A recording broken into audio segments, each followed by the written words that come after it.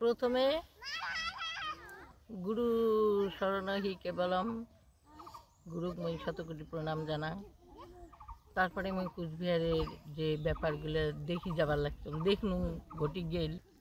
এই বংশীবদন যখন general secretary হয়, হ্যাঁ, তারপরে এই বংশীবদনের ব্যাপারে আমি কথাগুলো কম। যে জেনারেল সেক্রেটারি ওই বংশীবদন হয়া তারপরে এই যে কুচবিহারের মানুষের কালেকশন এবং আন্দোলন চালাল, তাই তো। তো এই জেনারেল পদটা কি করে ধারণ করিল, কে দিল, কে বা কাহারা দিল, নাকি ও নিজেই করলো এই জেনারেল নামটা ধারণ? এবং এই যে তোমার হাঙ্গার স্ট্রাইক করলো, তারপরে এই যে রেল অবরোধ করলো, এই যে আর তারপর এই যে মানুষগুলোকে আশা দিল, দেওয়ার পরে আজকে ফলাফলটাই আমি শুনেছিলাম বংশীবদনের কাছে।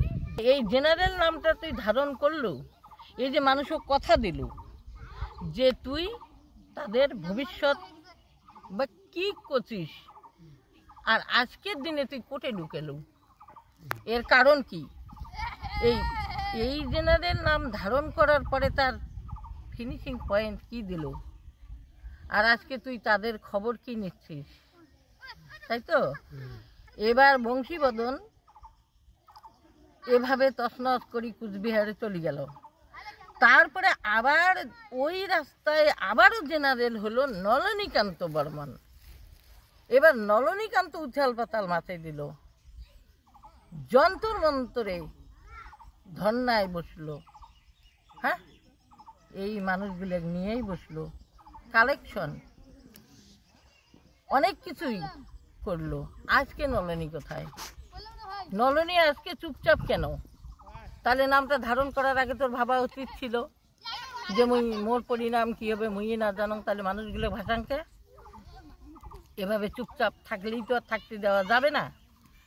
তারপর তৃতীয় পয়েন্টে নমিতা, তাহলে এই যে নমিতা কি করলো, 12-13 বার রেলি গেল, তারপরে হাঙ্গার স্ট্রাইক করলো তো। এবার তার ফলাফল কি হলো? মানে ফলস্বরূপ কুচবিহারের মানুষ কি পাইল, এটা কথা দেখছেন তো, এই জায়গার মানুষ কি পাইল। হ্যাঁ, মুই কুচবিহার উদ্দেশ্য করি কবার না, উমরে জেনারেল পদটা কোথাকার গ্রহণ করলো, মানে ওই পদটা কাজ দিল, কে দিল?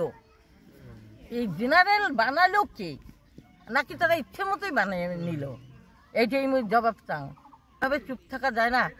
যদি মানুষকে লুটিপুটি নিতেন সেটা ফেরত দিবেন, আর যদি না দেন তো সাংবাদিকদের কাছে বলে দিবেন যে আমরা করব না, দিব না, আমাদের ইচ্ছা, আমরা জেনারেলও হতে পারি, আমরা ম্যাজিস্ট্রেটও হতে পারি, ইচ্ছে মতো রূপ ধারণ করতেই পারেন, তো হয়ে দেখান।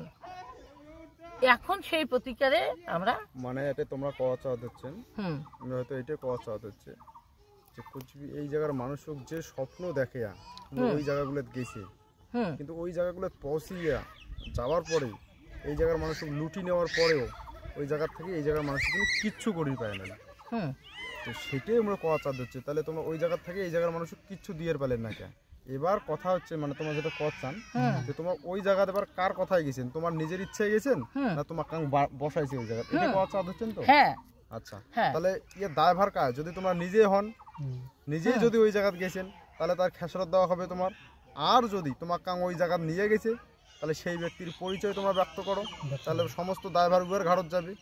এই যে এতদিন থেকে এই মানুষগুলো যে ঠকে ধরছেন তোমরা, শোষণ করলেন বিভিন্ন মানে একের পর এক, প্রথমে বংশী, তারপরে নলিনী, জ্যোতিষ, নমিতা, এই যে লুটি নিয়ে নিচ্ছেন মানুষগুলোকে এই ভারত মুক্তি চুক্তি জাতিগত সুশ্রুতি দিয়া, তো সেটা তো তোমরা যেটা করেছেন একটাও করে দিয়ে পান নাই, তো মানুষগুলো তোমরা সর্বশান্ত করছেন, তো তোমরা অপরাধী।